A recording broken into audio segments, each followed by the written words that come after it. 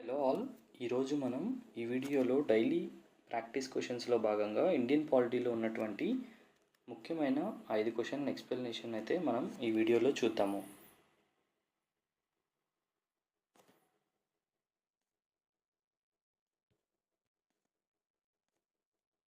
ఇందులో first question, ఉమ్మడి parliament సమావేశానికి ఎవరు అధ్యక్షత వహిస్తారు? దీనికి కరెక్ట్ ఆన్సర్ వచ్చేసి లోక్సభ స్పీకర్ అయితే ఉమ్మడి పార్లమెంటు సమావేశానికి అధ్యక్షత వహించడం జరుగుతుంది. దీన్నే మనము జాయింట్ సెషన్ ఆఫ్ పార్లమెంట్ అని అంటాము.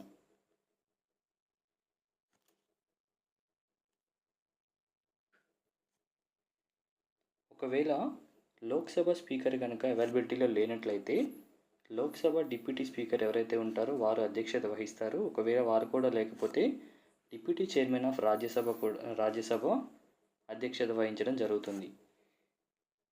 అలాగే రాజ్యసభ యొక్క చైర్మన్ ఎవరైతే ఉన్నారో వీరు జాయింట్ సెషన్ ఆఫ్ పార్లమెంట్ అంటే మనకి ఈ ఉమ్మడి సమావేశానికి అధ్యక్షత అయితే వహించారు. ఎందుకు అనంటే అతను ఎలక్టెడ్ మెంబర్ కాదు కాబట్టి, అలాగే ఈ రెండు లోక్సభ కానీ రాజ్యసభలో కానీ రాజ్యసభ చైర్మన్ అనే వ్యక్తి మెంబర్ కాదు కాబట్టి మనకు ఇతను అధ్యక్షత వహించడం జరగదు. జనరల్గా మనకు రాజ్యసభ చైర్మన్ అనే వాళ్ళు ఎవరైతే వైస్ ప్రెసిడెంట్గా ఉంటారో వారే మనకు ఎక్స్ అఫిషియోగా రాజ్యసభ చైర్మన్గా కూడా ఉండడం జరుగుతుంది.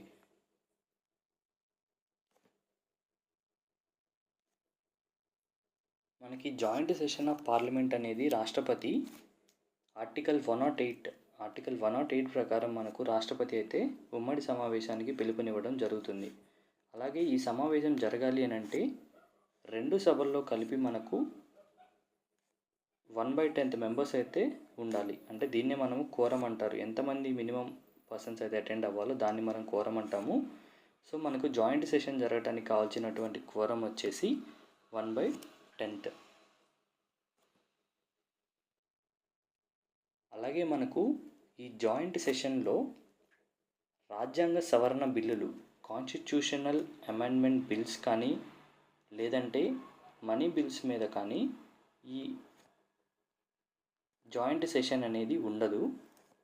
ఆర్డినరీ బిల్ మీద కానీ లేదా ఫైనాన్షియల్ బిల్స్ మీద కానీ రాష్ట్రపతి మనకు ఉమ్మడి సమావేశాన్ని ఏర్పాటు చేయడం జరుగుతుంది. కాన్స్టిట్యూషనల్ అమెండ్మెంట్ బిల్స్, రాజ్యాంగ సవరణ బిల్లులు కానీ మనీ బిల్స్ మీద కానీ ఉమ్మడి సమావేశం ఏర్పాటు చేయడం కుదరదు. ఓన్లీ ఆర్డినరీ బిల్, సాధారణ బిల్లులు కానీ ఫైనాన్షియల్ బిల్లుల మీద కానీ సమావేశంను ఏర్పాటు చేయవచ్చు. నెక్స్ట్ క్వశ్చన్, భారత ఎన్నికల సంఘం ఏ సంవత్సరంలో త్రిసభ్య సంఘంగా మార్పు చేశారు?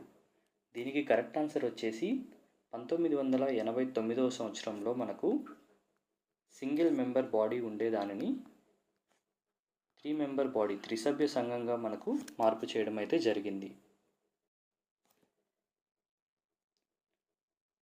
ఎలక్షన్ కమిషన్ ఏర్పడినప్పుడు 1950 జనవరి 25 నుంచి 1985 అక్టోబర్ 15 వరకు ఇది ఏకసభ్య సంఘంగానే కొనసాగింది. తర్వాత దీన్ని సంవత్సరం కాలం పాటు త్రిసభ్య సంఘంగా కొనసాగించడం జరిగింది.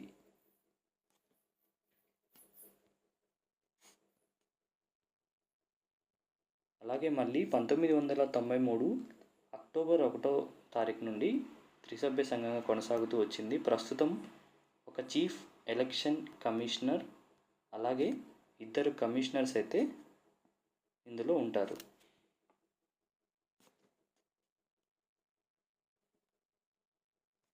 రాజ్యాంగంలో మనకు 15వ భాగంలో మనకు ఎలక్షన్ కమిషన్ గురించి ఉంది.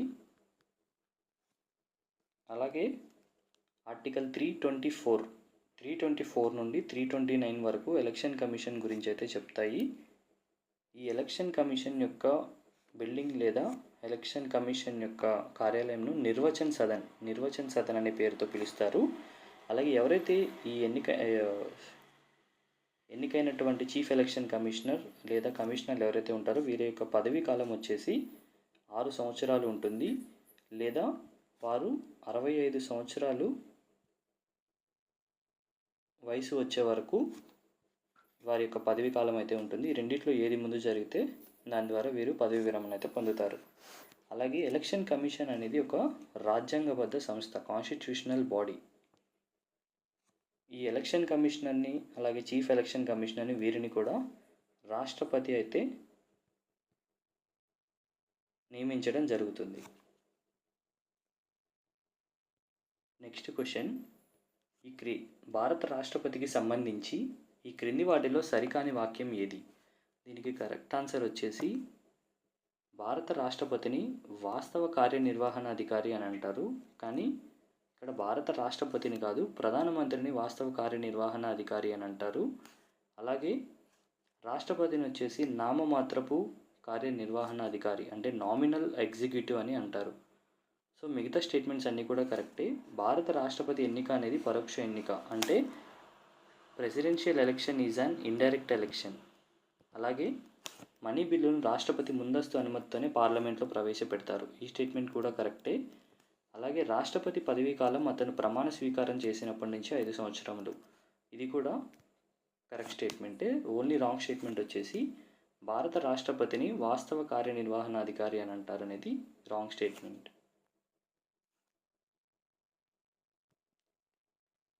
నెక్స్ట్ క్వశ్చన్, ఈ క్రింది వాటిలో 42వ రాజ్యాంగ సవరణ ద్వారా ప్రవేశికలో చేర్చిన పదాలు ఏవి? దీనికి కరెక్ట్ ఆన్సర్ వచ్చేసి సామ్యవాద, లౌకిక, అలాగే సమైక్యత. ఈ 4 socialist, secular and integrity. So ఈ 3 వర్డ్స్ అయితే మనము 42వ రాజ్యాంగ సవరణ ద్వారా ప్రవేశికలో చేర్చడం జరిగింది. దీన్నే మనము ప్రియాంబిల్ అని అంటాము.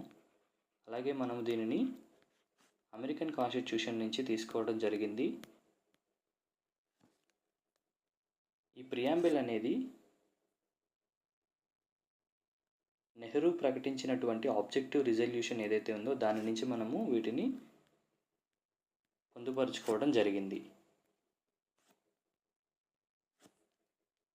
ఈ సోషలిస్ట్, సెక్యులర్, ఇంటిగ్రిటీ అనే పదాలను మనము 1976 42వ రాజ్యాంగ సవరణ 42nd కాన్స్టిట్యూషనల్ అమెండ్మెంట్ యాక్ట్ ద్వారా ప్రవేశికలో చేర్చడం అయితే జరిగింది. నెక్స్ట్ క్వశ్చన్, రాజ్యాంగంలో ఏ ఆర్టికల్ కింద అంతర్రాష్ట్ర మండలి ఏర్పాటు చేయబడింది? దీన్ని మనం ఇంటర్ స్టేట్ కౌన్సిల్ అని అంటాము. దీనికి కరెక్ట్ ఆన్సర్ వచ్చేసి ఆర్టికల్ 263. ఆర్టికల్ 263 ప్రకారము ఇంటర్ స్టేట్ కౌన్సిల్ అనేది ఏర్పాటు చేయడం జరిగింది. దీన్ని ఫస్ట్ మనకు ఆర్ఎస్ సర్కారియా కమిషన్ అయితే సూచించడం జరిగింది. తర్వాత నేషనల్ ఫ్రంట్ ప్రభుత్వం నడుపుతున్నటువంటి విపి సింగ్ అయితే 1990వ సంవత్సరంలో మనకు ఈ ఇంటర్ స్టేట్ కౌన్సిల్ని ఏర్పాటు చేయడం జరిగింది.